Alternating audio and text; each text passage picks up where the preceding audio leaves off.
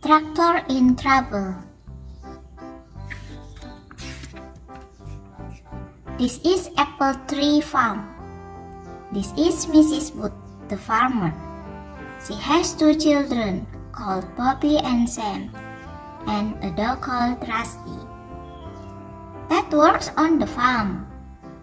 He helps Mrs. Wood. Ted looks after the tractor and all the farm machines. Today it is very windy. The wind is blowing the trees and it is very cold. Poppy and Sam play in the barn. Where are you going, Ted? Ted is driving the tractor out of the yard. I'm just going to see if the sheep are alright, he says. Ted stops the tractor by the gate. He goes into the sheep field. He nails down the roof of the sheep shed to make it safe.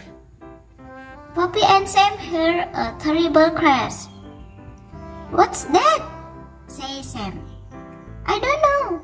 Let's go and look, says Poppy. They run down the field. A tree has blown down. It's coming down on Ted's tractor, says Poppy. Come on, we must help him, says Sam. What are you going to do, Ted? Poor Ted is very upset. The tree has scratched his new tractor. He can't even get into the cab. Ask Farmer Dre to help. I think I can see him on the hill, says Ted. Poppy and Sam run to ask him. Soon, Farmer Dre comes with his horse. Farmer Dre has a big, gentle cart horse called Dolly. They have come to help Ted. I'll cut up the tree first. Farmer Dre starts up his chainsaw. Then he cuts off the branches which have fallen on the tractor.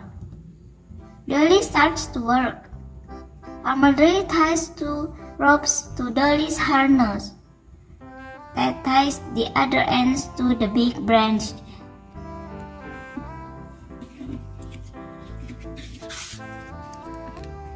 Dolly pulls and pulls.